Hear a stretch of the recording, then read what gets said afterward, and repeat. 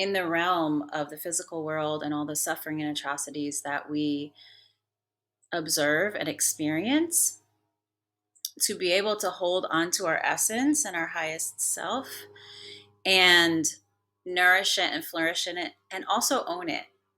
Because I feel like oftentimes, we feel like we should be small and we should not really show our joy because others are going through suffering. And I feel that like you said, the act of resistance is in saying, regardless of what's happening in on this planet, I'm going to live the way that I want every human being to live.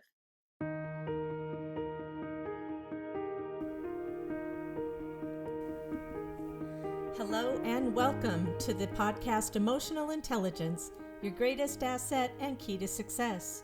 I'm your host, Dr. Jami Carlacio, coming to you from the Greater New Haven, Connecticut area.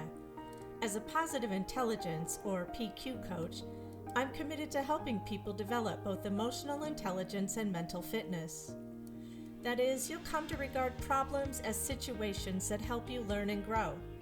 PQ is a way of being and doing in the world that enables you to develop and sustain a positive relationship with yourself and others, at home, at work, and everywhere in between.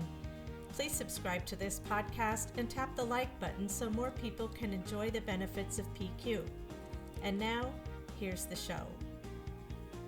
Hello and welcome, everybody. I have a fabulous guest. Her name is Bethany Joy, and she is the perfect guest for today because our topic is on joy.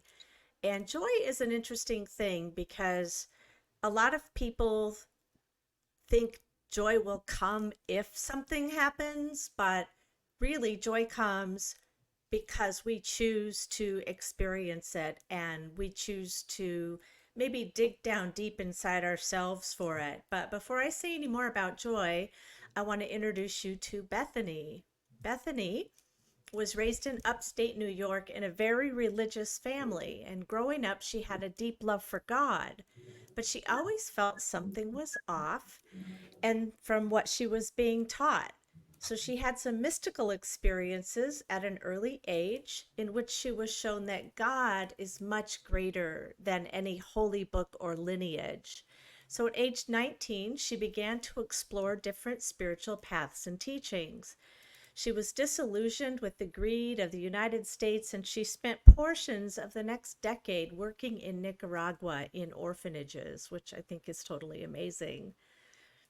At 27, Bethany was working in New York City as a professional dancer when she was introduced to the mystic and yogi and universal Kabbalah master Dr. Joseph Michael Levry, the founder of Nam Yoga, and this opened up a whole new world of truth for Bethany.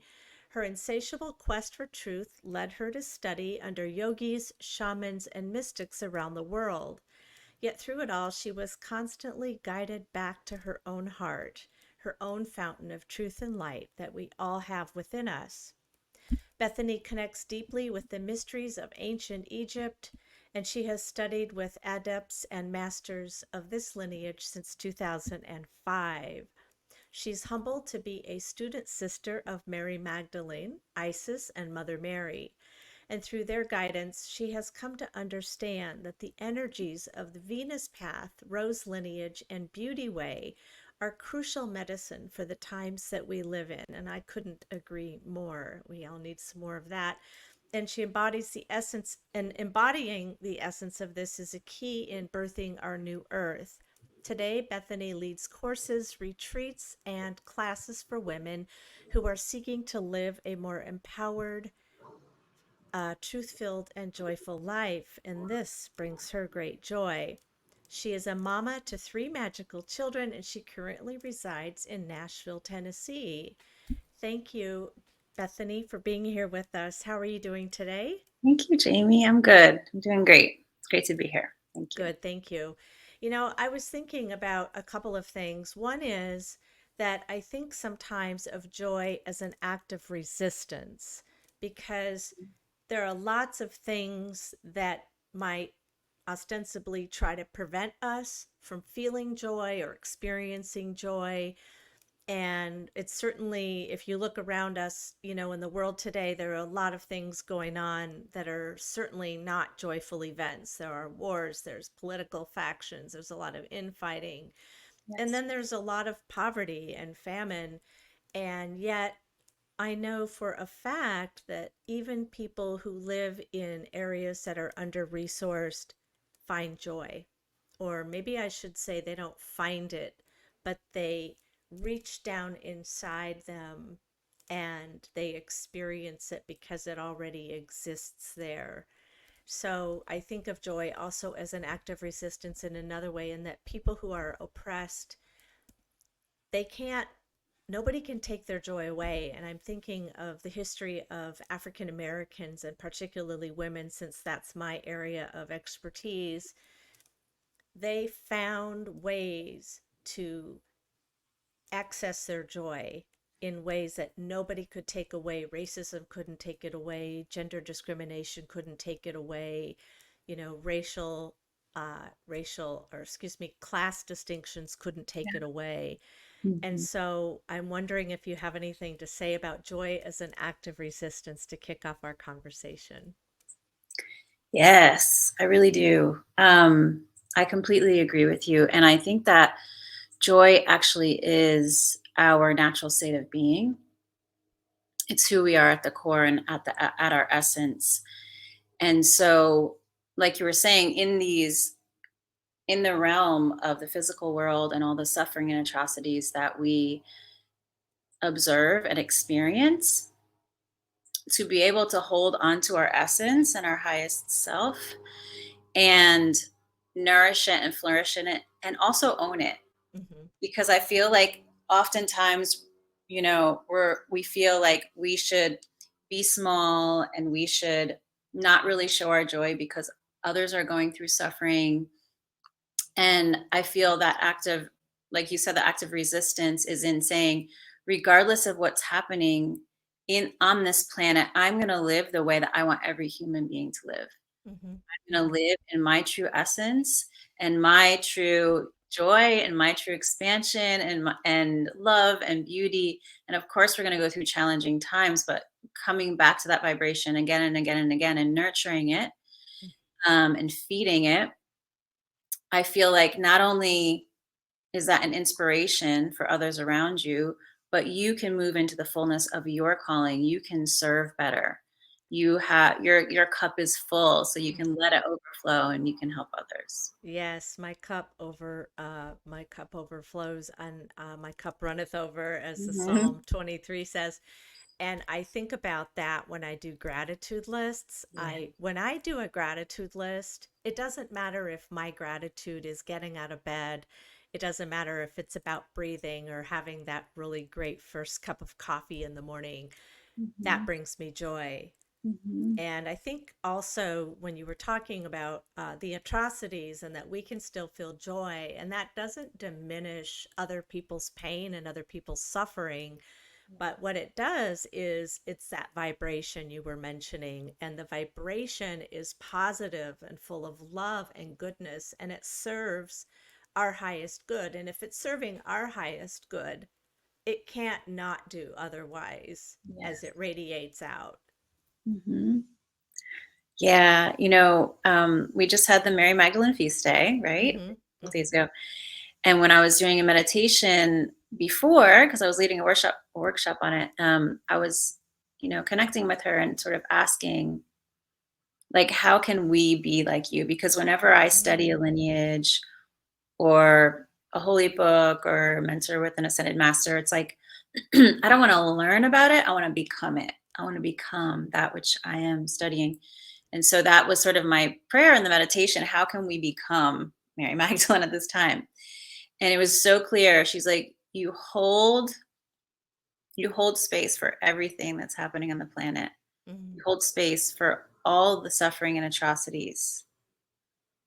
And you have the courage to stand in opposition to the oppression Mm-hmm. and speak out. And you live your highest bliss and joy at the same time, Right, right. which is like, Because, what?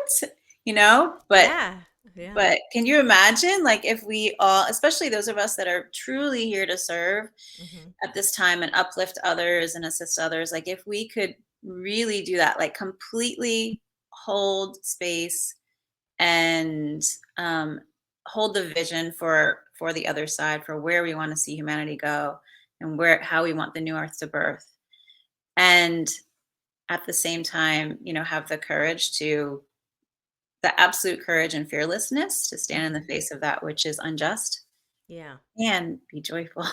Right. Yeah. Yeah. And it made me think when you were talking about accessing that is part of our birthright, right? Yes. We are born with that. If you look at a baby, Mhm. babies are born ostensibly pure and happy.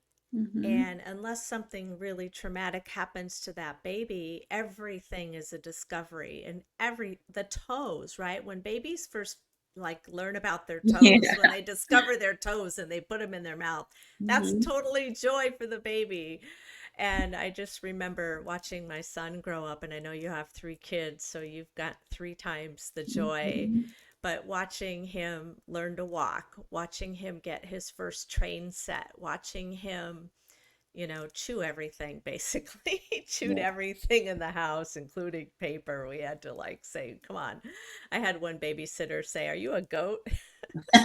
But even that was joyful. It just brought a smile to my face. And you can choose negativity, you can choose to live in a problem, but Yeah. you can also choose to live in the solution. And that doesn't mean you don't have problems, but you Mhm. can choose to pivot. And that's positive intelligence teaches us that. You don't have to Mhm. listen to the judge or any of the other saboteurs that want to really bring us down.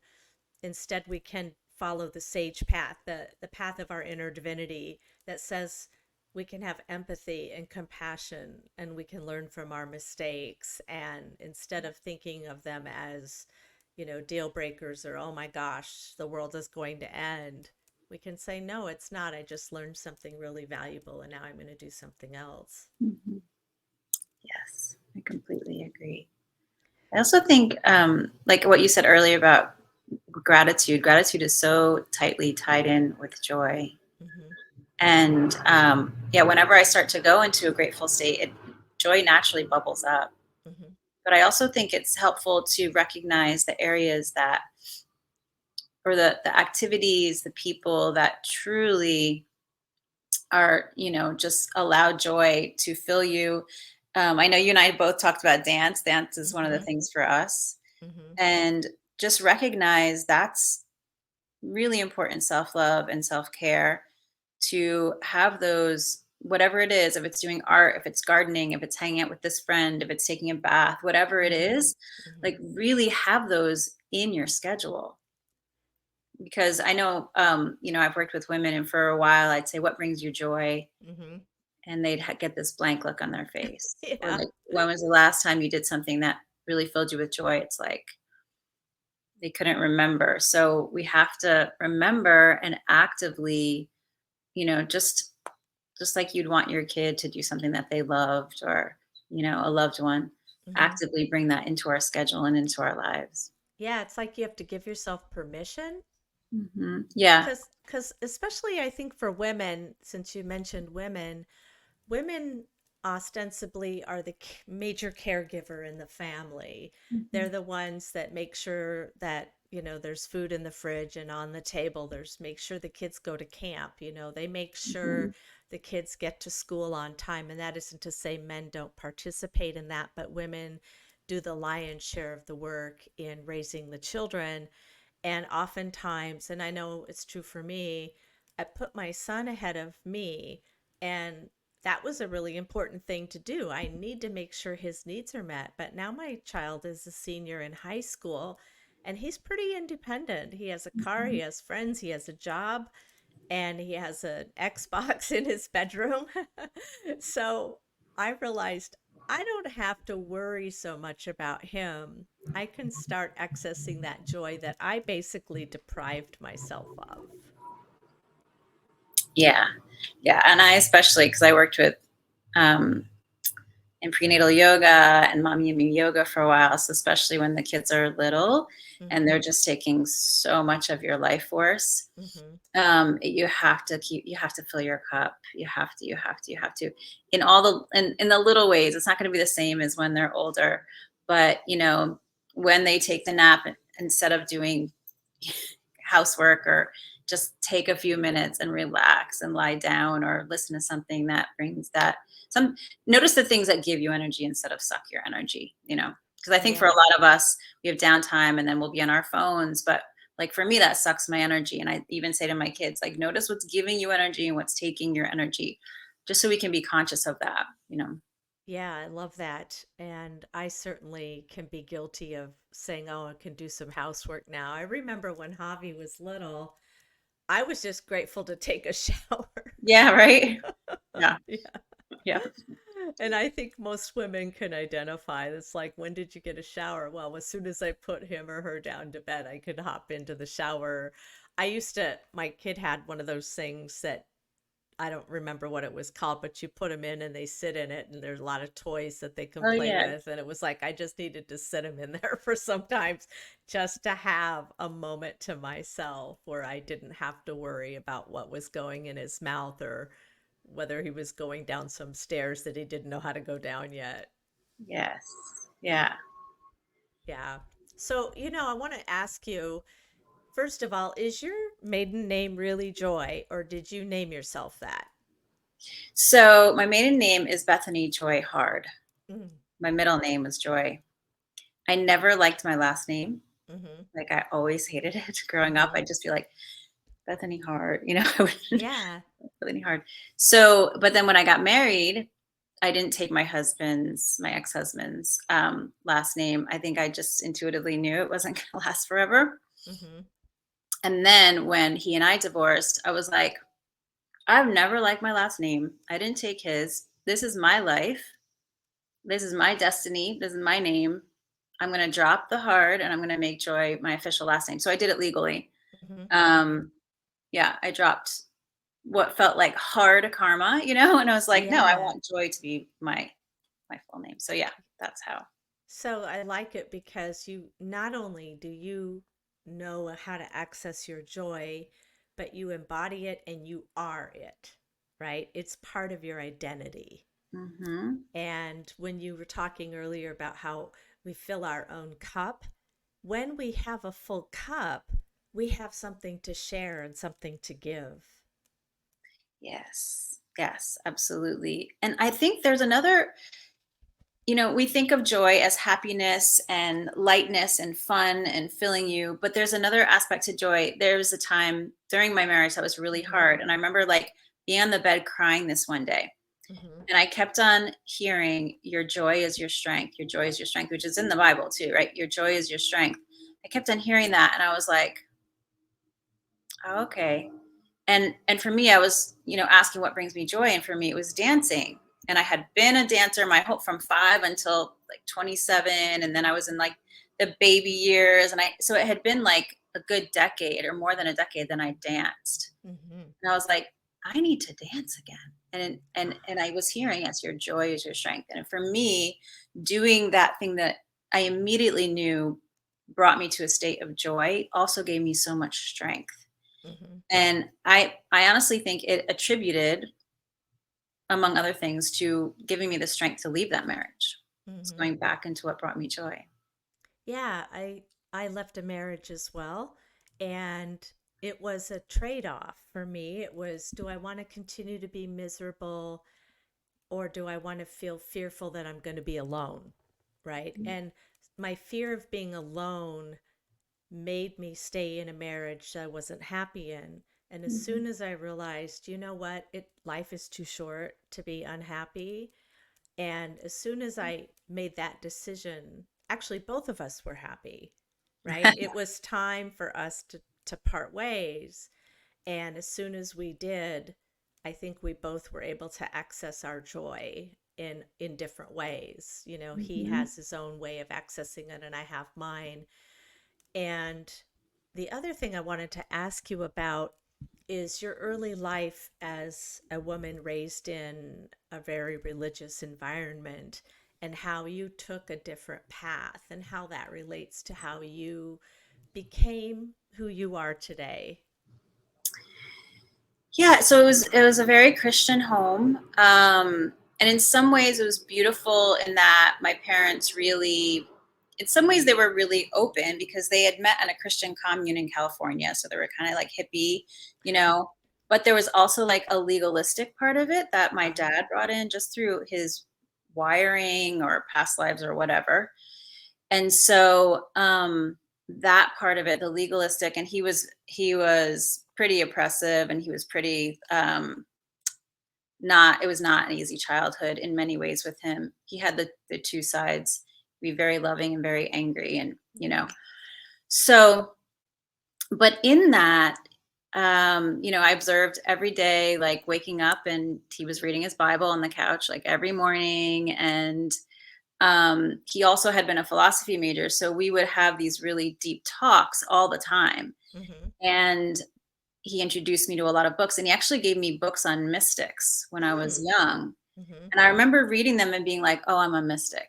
Like I just knew it. There was something about the gnosis, like that it's that the presence of God or the connection that I felt was direct, and it wasn't through another person, and it wasn't through even a lineage. But and I remember, and you know this from Christianity, in the Bible, it's saying we are in the world but not of the world. Yes. And my parents would say that, and I'd be like, but I love the world. Like I never had this thing of like, I don't want to be here. I hate, well, that's not true.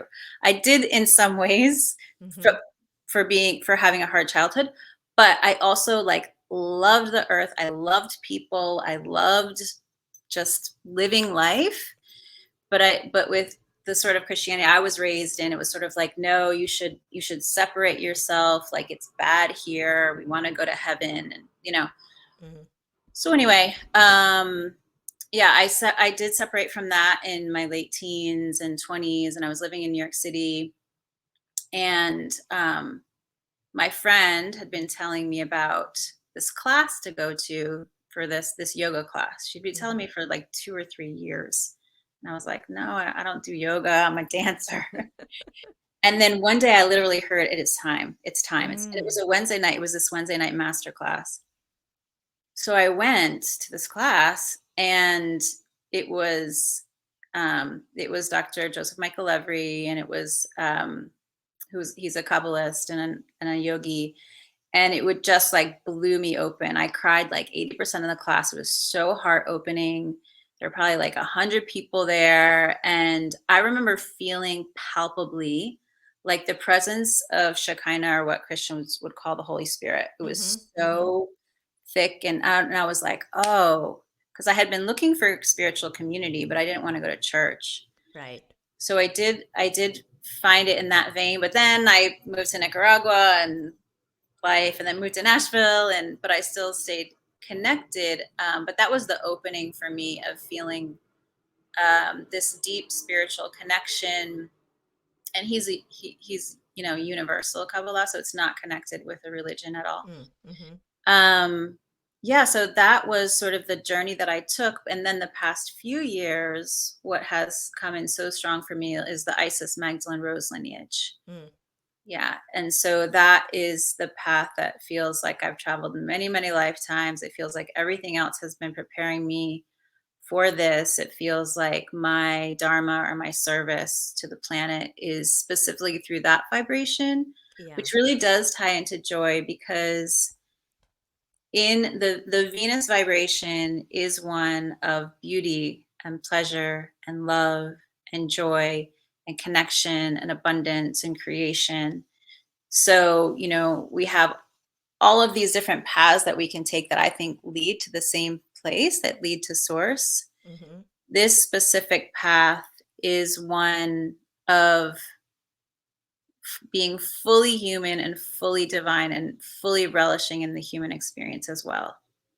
Like enjoying all of the senses, enjoying everything life has to give us as humans, being like, oh, I chose to be human. Like I'm not an angel. I'm not a Yeah, fairy. right. I'm not in another realm. I am Mhm. human. Let me Mhm. fully, fully, fully indulge in everything of the human experience and all the highs and lows. And it's holy. It's just as holy as sitting and meditating or working in the orphanage like I did for 10 years, you know? Mhm. So Mhm. that is, and it ties back to what you were saying about being revolutionary. Mhm. Like being able to embody that existence isn't that a vibration that we would like to see the whole planet living in? Yes. No. Yes. So I do feel like I embody that. I teach that. I help others bring more of that into their life. And joy is not only what we were talking about, like your happiness and your strength, but I feel it's directly, directly, directly connected to your life purpose and your life mission. I agree. I agree. There's so much that you said there. I wish we had more time. We have a little bit of time, but I wanted to comment on a couple things about mysticism. I've had mystical experiences too, and I've studied the mystics. I went to divinity school, so it sort of was par for the course.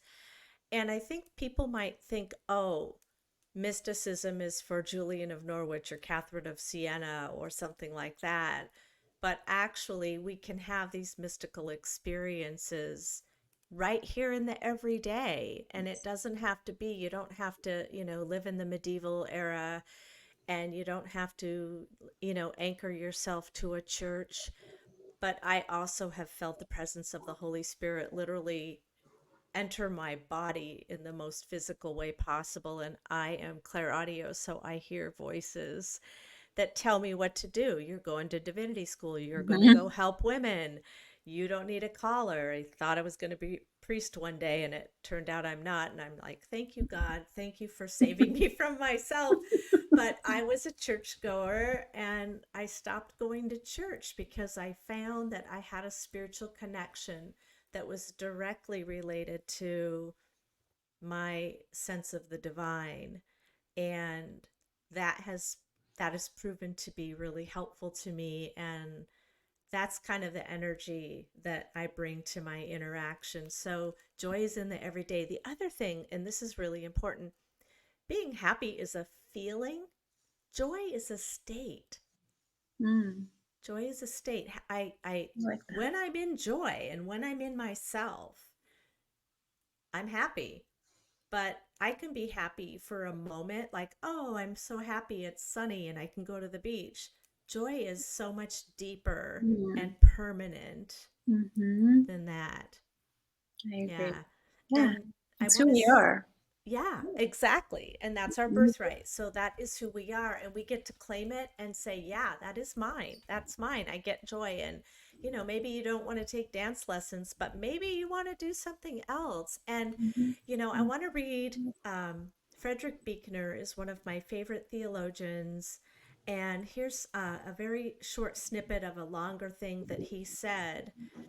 And he said, and of course, I get with these pop up ads, vocation is the place where your deep gladness meets the world's deep need. Mm, And I love that because I found yes. that that's, I thought vocation was something I had to go get. But when I realized it was what brings me joy, where my joy is, and when I can be in that joy, whatever I'm doing is infectious, and it's typically a need that the world has that we can meet. Totally agree. I love that quote. That's great. I'll put a link to it in the show notes, and I'll send it to you as well, because there's more to it than that. That's just a small piece of what he talks about vocation. um, Gosh, there were so many other things. One thing I wanted to say too is a lot of people, we talked about this at the beginning, there's a lot of sadness and despair in the world. And I think people are really feeling it now with the election coming up in the United States, the wars that are going on. And we don't, that doesn't have to diminish how we go about our lives. And it doesn't mean that when we're in joy, it's not toxic positivity, Yeah, right? exactly. It's not that, oh, everything's fine, everything's happy. No, everything's not fine. Yeah. right? Everything's not fine. But as you said earlier, when we're in joy, when we're in our joy, we can spread that, and it's infectious, it's Yeah. contagious. Can I say one thing on that? Yeah. Yeah. So, one thing that's really helped me when things feel overwhelming, like Mm-hmm. in the world or in your personal life or suffering with others, is to ask, what is my role? Mm. What is my role? Mm-hmm. Because when we truly understand, know ourselves, and know what our role is in this situation that just feels, you feel impotent, and you know, take advantage. For example, the war that's going on in Mm-hmm. the Middle East, Mm-hmm. and asking how, like, what is my role? Is my role to educate? Is my role to pray? Is my role to support financially? Is my role to be on the ground serving? Like, what is it? And when you can tap into that and go Mm-hmm. into that, Mm-hmm.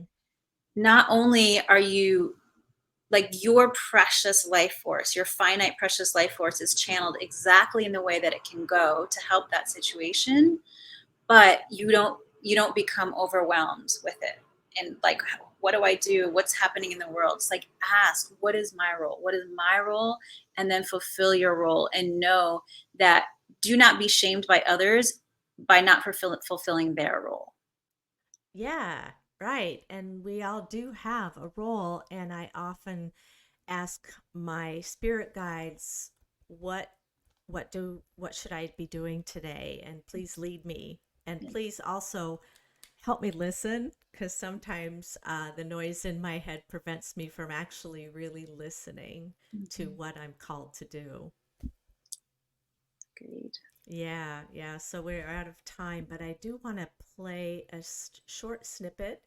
And this is something I often do at the end of the podcast.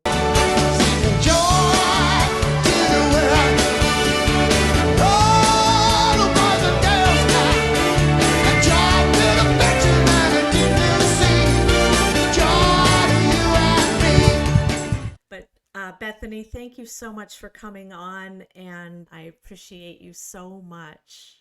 Thank you so much for having me, and thank you for sharing this message. Yeah, It's so absolutely. And important. we will continue to share it. So if you're watching this podcast or listening, please share it with your friends and spread that joy. Thank you. And if you want to know more about joy and emotional intelligence and positive intelligence, please subscribe to this channel, and please come and see me. And as I said, my information and Bethany's information will be in the show notes. And until next time, God bless you, and may you experience your joy. Amen. Amen. Thank Bye. you.